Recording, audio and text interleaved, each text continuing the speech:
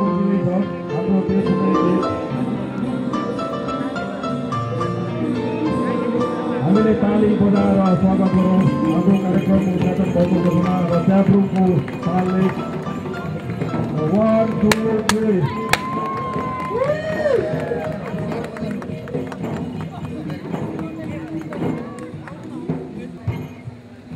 हाम्रो च्याब्रुङ टोली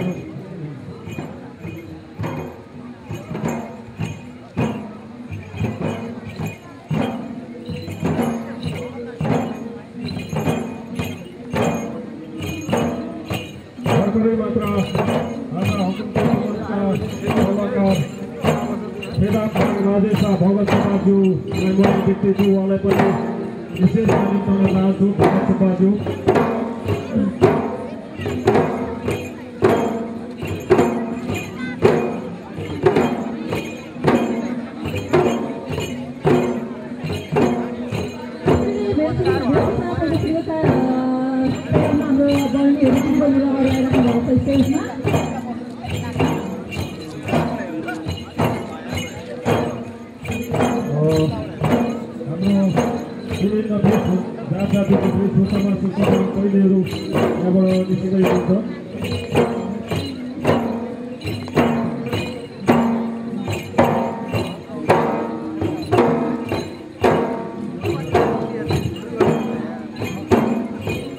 हाम्रा मञ्चका अध्यक्ष त्रिभुवन लम्फाज्यूलाई हार्दिक अनुरोध गर्दछु।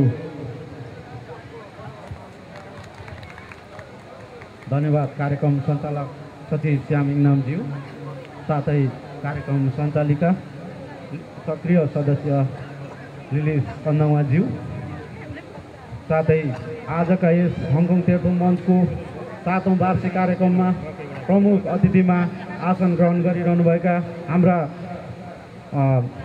हङकङ नेपाली महावाणिज्य दूत विनोद कुमार उपाध्यायज्यू, यसै गरी विशेष अतिथिमा हाम्रा हङकङ नेपाली महासङ्घका प्रदीप थापाज्यू, साथै यसै गरी विभिन्न सङ्घ संस्थाबाट पाल्नुभएका सङ्घ संस्थाका अध्यक्ष वर्गज्यूहरू, साथै प्रतिनिधिज्यूहरू र यसै गरी पत्रकारज्यूहरू, साथै स्थानीय कलाकारज्यूहरू, सम्पूर्ण कलाकारज्यूहरू र यस आजको यस कार्यक्रममा उपस्थित सम्पूर्ण धेरैमा धेरै प्यारो मेरो मित्रजनज्यूहरू, साथै साहित्यकारज्यूहरू, वरिष्ठ साहित्यकारज्यूहरू, यसै गरी धार्मिक क्षेत्रबाट पाल्नुभएका धार्मिक प्रेमीज्यूहरू र राजनीतिक क्षेत्रबाट पाल्नुभएका राजनीतिक प्रेमीज्यूहरू, यसै गरी बाजे बोजू,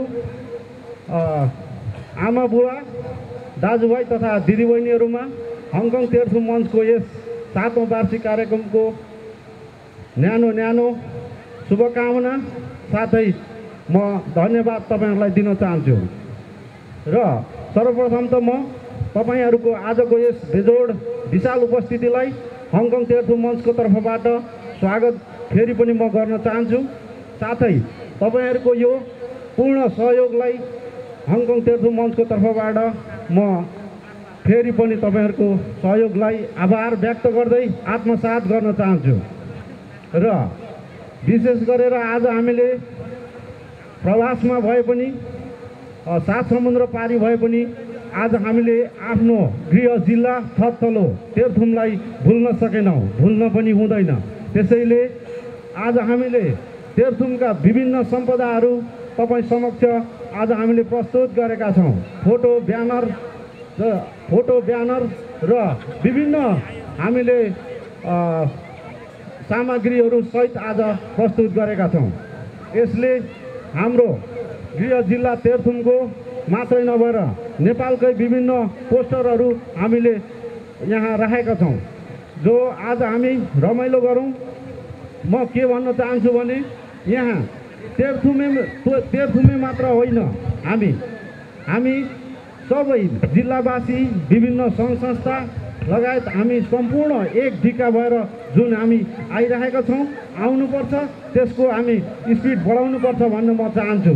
जो जिल्लाहरूमा हाम्रो विभिन्न जिल्लाहरू जस्तो ताप्लेजुङ, पाँचथर, धनकुटा, शङ्कुसभा, झापा, मोरङ, सुनसरी, खोटाङ, भोजपुर लगायत विभिन्न इलाम विभिन्न हामी आज भेला भएका छौँ। यो भेला हुनु भनेको हाम्रो एकता र हाम्रो सफलता हो र एक आपसको समन्वयता पनि हो म भन्न चाहन्छु। त्यसैले आज हामी जे जस्तो अगाडि बढिरहेका छौँ यो तपाईँ हामीहरूकै एक सफलता म मान्दछु। तेह्रथुमे मात्र होइन, यहाँ हामी एकजुट भएर जुन स्थापना काल तेह्रथुम जिल्लाको जुन तेह्रथुम संस्था स्थापना कालदेखि नै एकजुट भएर अगाडि बढ्दै आइरहेका छौँ र आज विशेष गरेर फेरि पनि म के भन्न चाहन्छु भने तेह्रथुम जिल्लाका विभिन्न सम्पदाहरूमा हामीले सुन्दै आएका छौँ। तेह्रथुम जिल्ला लाली गुराँसको जिल्ला, अर्को कुरो 27 जातको लाली गुराँसहरू तेह्रथुममा पाइन्छ भन्ने ती कुराहरूलाई हामीले यहाँ भरिसक तीर्थार्थ गर्नको निम्ति विभिन्न जातका लाली गुराँसहरू विभिन्न सम्पदाहरू पस्किएका छौँ। जस्तो नेपालकै लामो झरना ह्यात्रुङ झरना जो 365 उचाइमा अवस्थित छ, जसको फोटोहरू पनि हामीले तपाईँहरू समक्ष प्रस्तुत गरेका छौँ। त्यति मात्रै नभएर विभिन्न वेशभूषा संस्कृति हामीले संस्कार आज यहाँ हामीले देखाएका छौँ। यो तपाईँहरू हामी सबैको हो, यो तेह्रथुमेको मात्र होइन सबैको हो। यो यति मात्रै हो जो तेह्रथुमको उसमा रहे तापनि सबैको हक अधिकार उत्तिकै छ। त्यसैले हामी एक आपसमा माया गर्नु त्यत्तिकै जरुरी छ म भन्न चाहन्छु।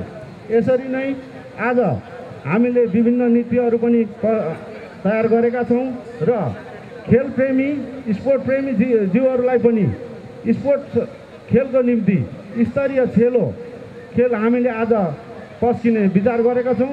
यसै गरी डोरी तान्ने खेल पनि हामीले प्रस्तुत गरेका छौँ र यति मात्रै नभएर हाम्रा स्वर्गीय प्राध्यापक तिलक सिंह थाङदेन उहाँको स्मृति कोषबाट आज हामीले एरो खेल पनि हामीले प्रस्तुत गर्नेछौँ।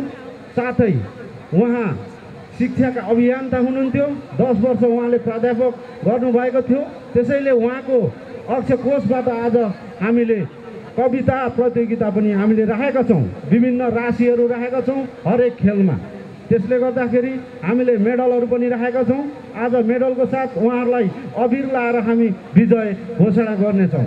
यसरी नै आजको विभिन्न खेलहरू अगाडि सर्नेछ र म समयको पाबन्दी धेर बोल्न चाहदिनँ। बोल्ने विचार हुँदाहुँदै मेरो शब्दलाई म यहाँ रोक्न म बाध्य हुनु पर्ने भएकोले सबै धेरै खेलहरू भएकोले गर्दा र धेरै यहाँ बोल्न समय नभएकोले म मेरो 2 शब्दलाई यहीँ टुङ्ग्याउन चाहन्छु। जाँदै फेरि पनि म यहाँ सम्पूर्ण उपस्थित दाजुभाइ तथा दिदीबहिनी आमा बुवा सङ्घ संस्था विभिन्न सम्पूर्णमा हङकङ तेह्रथुम मञ्चको तर्फबाट तपाईँहरूको उपस्थितिलाई फेरि पनि म स्वागत गर्दै तपाईँहरूको जुन सहयोगलाई आत्मसात गर्दै हङकङ तेह्रथुम मञ्चको तर्फबाट आभार व्यक्त गर्दै म बिदा हुन चाहन्छु। हस्त, धन्यवाद, सेवारो।